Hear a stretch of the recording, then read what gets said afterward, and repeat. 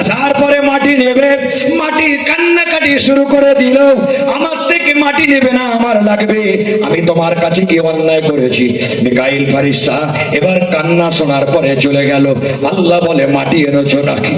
মিকাইল ফেরেশতা মাথা নিচু করে দাঁড়িয়ে আছে, বলে আল্লাহ মাটি কান্নাকাটি করছে, আমি মাটি আনতে পারিনি। এই ইসরাফিল ফেরেশতা চলে যাও। আবার পৃথিবীর জমিনে আসলেন মাটি নেওয়ার জন্য, একই রকম কথাবার্তা বললেন, মাটি নেওয়ার, মাটি কান্নাকাটি শুরু করে দিল, আবার চলে গেলেন। আল্লাহ পাক জিবরিল আমিনকে পাঠালেন, জিবরিল আমিন আসার পরে একই কথা বলে দিলেন, চলে গেলেন। আল্লাহ এবার বললে আজরাইল তুমি কি পারবা নাকি? বলে আমার বড় বড় ভাইরা তো পারলো না, আমি পারবো নাকি? জিবরিল আজরাইল ফেরেশতা মালাকুল মউত, যার এত পাওয়ার আল্লাহ পাক দিয়ে রেখেছেন বাবা, এই পাওয়ারে তিনি পৃথিবীর জমিনে আসলেন। আসার পরেতে মাটির কোন কথা শোনার আগে মাটি কান্নাকাটি করলো। মাটি বলে দিল দেখো দেখো, আমি আল্লাহর হুকুম দাড়ি পাল্লার একদিকে রাখবো, আর একদিকে তোমার কান্নাটা আমি রেখে দেব, আমি দেখবো কোন পাল্লাটা ভারী হয়ে যায়।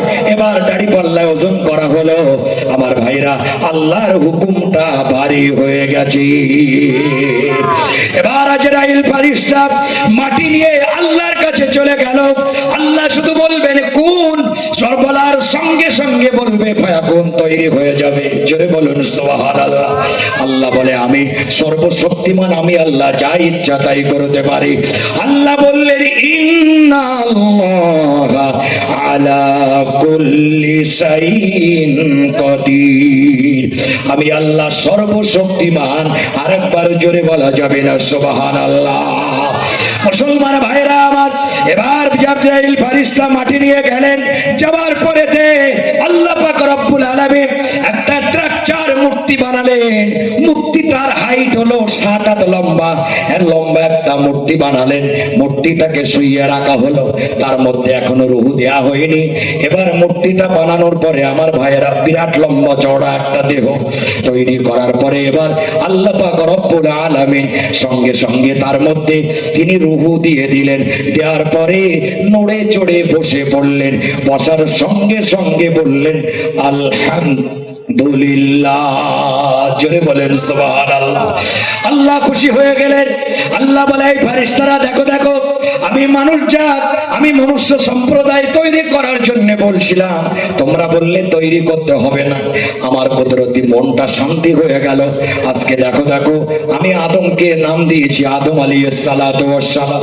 আদমকে তৈরি করার পরে সর্বপ্রথমে আমার প্রশংসা করেছে আলহামদুলিল্লাহ। আল্লাহ পাক অনেক খুশি হয়ে গেলেন। এবার খুশি হয়ে যাওয়ার পরে আল্লাহ বলে এই ফেরেশতারা তোমরা এবার সিজদা করো, সিজদা করো। সমস্ত ফেরেশতারা সিজদা করলেন। আল্লাহ বললেন সিজদা করতে কেউ বাকি আছে নাকি? আল্লাহ পাক বললেন ওয়াইদ কুল্লা লিল মালাইকাতি ইসজুদু লিআদামা ফাসাজাদু ইল্লা ইবলিস। জোরে বলেন আল্লাহু আকবার। বলে আল্লাহ পাক সবাই সিজদা করেছে ইল্লা ইবলিস, শুধুমাত্র ইবলিস ব্যতীত সকলে সিজদা করেছে। আলোচনা বুঝতে পারছেন বাবা? কথা বলে আমার ভাইরা, কিছু সময় চালাবো নাকি? জি, যদি বলেন আলহামদুলিল্লাহ, কিছু সময় চালাবো। তবে আমার ভাইরা নিঃসন্দেহে আপনারা জানেন 3 ব্যক্তির দোয়া কবুল হয়। কজন ব্যক্তি? 3 ব্যক্তির দোয়া। দাওয়াতুল মুসাফির, দাওয়াতুল মাজলুম, দাওয়াতুল ওয়ালিদাইন। আগের বক্তাও ছিলেন মুসাফির, আমিও মুসাফির, তবে তার বাড়ি আপ ডাউনে প্রায় 1000 কিলোমিটার। কত রাস্তা? প্রায় 1000 কিলোমিটারের মতো রাস্তা। আর আমার বাড়ি এখান থেকে সর্বসাকুল্য হয়তো হবে 200 কিলোমিটার। বসিরা আপনারা তো জানেন বা চিনেন। আলহামদুলিল্লাহ আমার ভাইরা, আল্লাহ বললেন এই ইবলিস তুমি সিজদা করলে না কেন? ইবলিস বললেন, ইবলিস বলে দিল আল্লাহ আমি তো আগুনের তৈরি, আর আদম তো মাটির তৈরি। আগুন কোনোদিন মাটির কাছে মাথা নত করে না।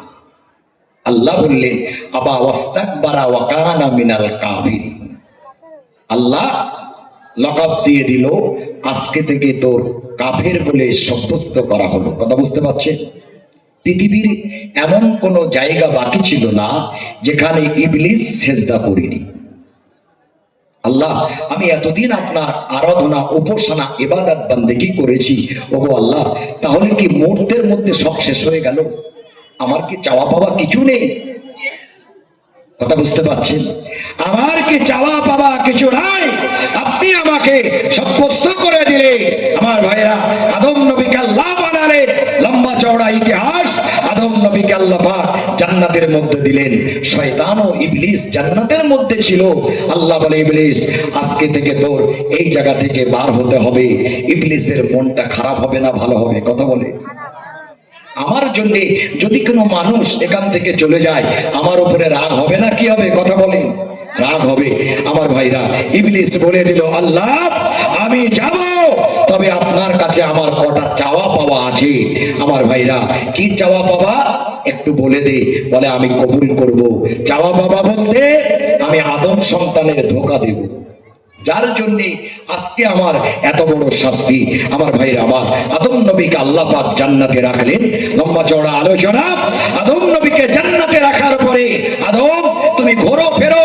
পৃথিবীর প্রথম মহামানব, আমাদের আদি পিতা সাইয়্যিদানা আদম আলাইহিস সালাতু ওয়াস সালামকে আল্লাহ পাক জান্নাতে রাখলেন। রে আদম, তুমি জান্নাতে ঘোরো ফেরো, তোমার কোনো টেনশন নাই, তুমি যা ইচ্ছা তাই করো।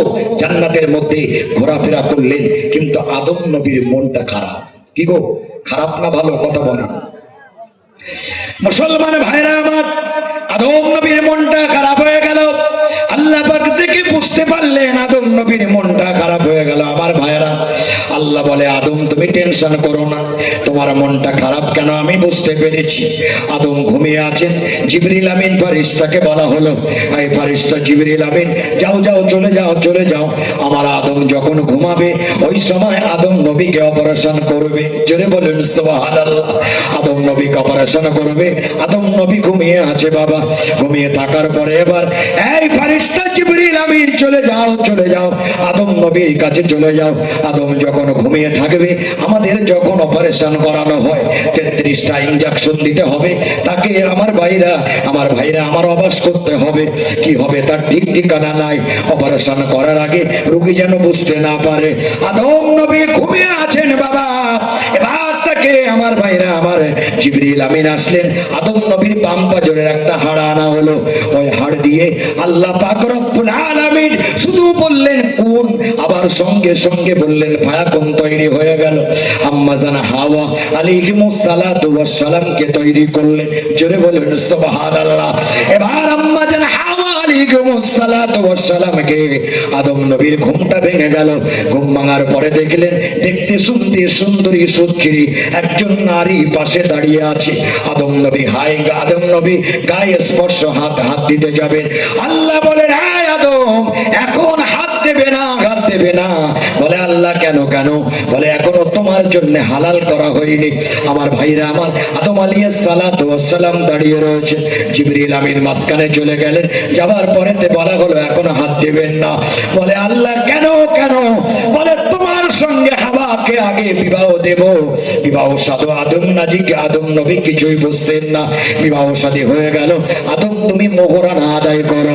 অনেক মানুষ আমরা আছি বাবা, মোহরানা আমরা এখনো অনেক আছি, আমরা আদায় করিনি। ঠিক কিনা কথা বলেন? আমার ভাইরা আমার, মোহরানা আমরা কখন আদায় করি? চাচা মারা গেছে, চাচিমা কান্নাকাটি করেছে। ওই সময় যাওয়ার পরেতে বলে, চাচিমা, আমার চাচার লাশ তো পৃথিবীর জমিনে আছে, কবরে পুঁতে দিতে হবে, তুমি তাড়াতাড়ি করে মাফ করে দাও।